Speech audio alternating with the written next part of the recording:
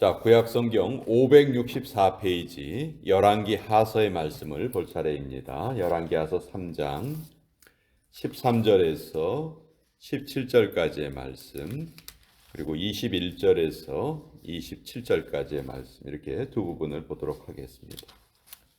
먼저 13절에서 17절까지의 말씀을 우리 같이 읽도록 하겠습니다. 시작. 엘리사가 이스라엘 왕에게 이르되 내가 당신과 무슨 상관이 있나이까? 당신의 부친의 선지자들과 당신의 모친의 선지자들에게로 가소서 하니 이스라엘 왕이 그에게 이르되 그렇지 아니하니이다. 여호와께서 이 세 왕을 불러 모아 모압의 손에 넘기려 하시나이다 하니라. 엘리사가 이르되 내가 섬기는 만군의 여호와께서 살아계심을 두고 맹세하노니 내가 만일 유다의 왕 여호사밧의 얼굴을 봄이 아니면 그 앞에서 당신을 향하지도 아니하고 보지도 아니하였으리이다. 이제 내게로 검은고 탈 자를 불러오소서 하니라. 검은고 타는 자가 검은고를 탈 때 여호와의 손이 엘리사 위에 있더니 그가 이르되 여호와의 말씀이 이 골짜기에 개천을 많이 파라 하셨나이다. 여호와께서 이르시기를 너희가 바람도 보지 못하고 비도 보지 못하되 이 골짜기에 물이 가득하여 너희와 너희 가축과 짐승이 마시리이다 하였나이다. 우리 21절에서 27절까지도 같이 읽겠습니다. 시작. 모압의 모든 사람은 왕들이 올라와서 자기를 치려 한다 함을 듣고 갑옷 입을 만한 자로부터 그 이상이 다 모여 그 경계에 서 있더라. 아침에 모압 사람이 일찍이 일어나서 해가 물에 비침으로 맞은편 물이 붉어 피와 같음을 보고 이르되 이는 피라. 틀림없이 저 왕들이 싸워 서로 죽인 것이로다.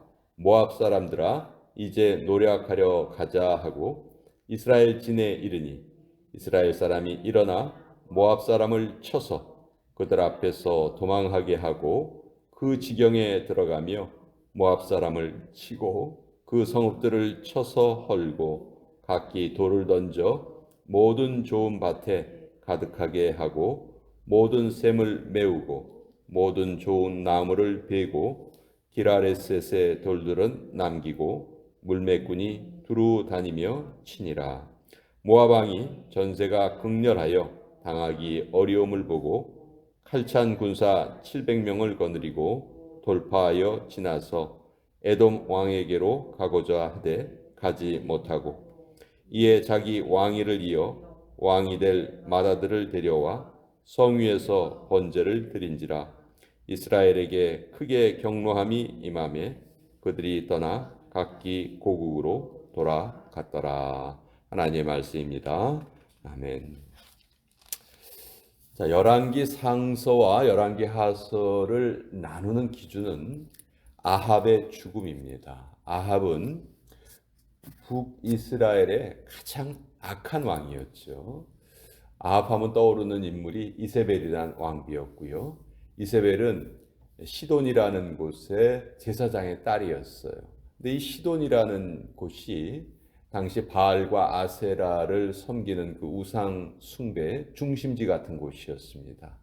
거기 딸이었던 그 제사장의 딸이었던 이세벨이 아합과 결혼을 하게 돼요. 그래서 그때서부터 북이스라엘이 가뜩이나 영적으로 어두웠던 북이스라엘이 영적으로 완전히 무너져 버리는 그런 계기가 아합과 이세벨을 통해서 이루어지게 됩니다. 자, 이때 아합이 북이스라엘의 왕이었을 때 남쪽에는 남유다에는 여호사밧이라는 인물이 왕으로 있었어요. 근데 이 여호사밧은 어떻게 보면 좀 이상적인 생각을 가지고 있었던 사람이에요. 무슨 얘기냐 하면 지금 남과 북이 서로 나뉘어져 있잖아요. 원래는 하나의 나라였잖아요. 근데 솔로몬이 죽은 다음에 이거 두 나라로 나누어진 거거든요. 그러니까 여호사밧은 좀 순진한 생각을 했었어요. 아, 우리가 한 민족인데 이렇게 두 나라로 나눠져 있는 것은 좋지 않다. 하나의 나라를 다시 만들자. 그것이 옳지 않겠느냐. 근데 이미 영적으로 남유다와 북이스라엘은 정말 너무 다른 상황이었거든요. 근데 이제 여호사밧이 자기의 아들하고 이 아합의 딸을 결혼을 시켜요. 그러니까 이제 그런 어떤 두 나라가 하나의 나라가 되어보자 하는 그런 마음이 있었던 것 같아요. 근데 그런 좋은 생각을 가지고 결혼을 시켰지만 이제 그 아합과 이세벨의 딸이 아달랴라는 그 딸인데 이 아달랴가 이세벨보다 더하면 더했지 못한 여자가 아니었거든요. 그래서 나중에 이제 큰 영적으로 어려움을 겪기도 합니다. 자, 지금 아합이 죽었어요. 아합이 죽고 여호람이 왕이 되었습니다. 그 아합의 아들 여호람이 왕이 되니까 그래도 아합이 영적으로 아주 악한 왕이었는데 그나마 좀 잘한 것이 좀 정치를 좀 잘했어요. 영적으로는 아주 안 좋았지만 그래서 그 주변 나라들에게 이제 조공을 받았어요. 근데 아합이 죽고 나니까 주변에서 조공을 바치던 사람들이 그 왕들이 이제 아합이 죽었으니까 우리 저 나라가 좀 힘이 약해질 것 같으니까 우리 이제 더 이상 조공을 바치지 말자. 그래서 모압 왕이 이제 조공 바치는 것을 그만둡니다. 그러니까 아합의 아들이었던 여호람이 화가 난 거 아니에요. 조공을 바치다가 안 바치니까. 그래서 이 여호람이 여호사밧을 찾아와요. 자기 아버지하고 사돈지간인 여호사밧을 찾아와서 우리 좀 둘이 힘을 합쳐가지고 이 모압을 칩시다. 그래서 모압이 다시 우리에게 조공을 받게 하고 우리가 이 지역에서 계속 우리의 힘을 유지합시다. 근데 이 여호사밧이 아주 호인이었어요. 바보 같을 정도로 호인이었어요. 이 말을 앞뒤를 따져봐야 되는데 그냥 그럽시다. 뭐 우리 둘이 원래 한 나라였고 우리 조상이 다 아브라함 아닙니까? 우리 한 민족입니다. 우리 힘을 합쳐서 내가 당신 말대로 하겠습니다. 그래서 둘이 연합군을 이루어서 모압을 치러 갑니다. 근데 모압을 치러 가다가 보니까 물이 딱 떨어진 거예요. 먹을 물이 없고 군사들이 물이 없으니까 힘이 다 빠지고 또 가축들도 물이 없으니까 가축들의 힘이 빠지고 이래서 모압을 치러 원정을 갔다가 오히려 큰 어려움을 겪게 됩니다. 그러니까 여호사밧이 물어봐요. 이 근처에 혹시 하나님의 뜻을 물어볼 사람이 없습니까? 물어보니까 엘리사라는 한 사람을 소개를 시켜줍니다. 자, 엘리사는 누군지 여러분 너무 잘 아시죠? 엘리야의 제자였던 엘리사. 사실 우리가 열왕기 상서와 열왕기 하서를 보면 왕들의 이야기인데 열왕기 상서에 엘리야라는 인물이 아주 중심적인 역할을 해요.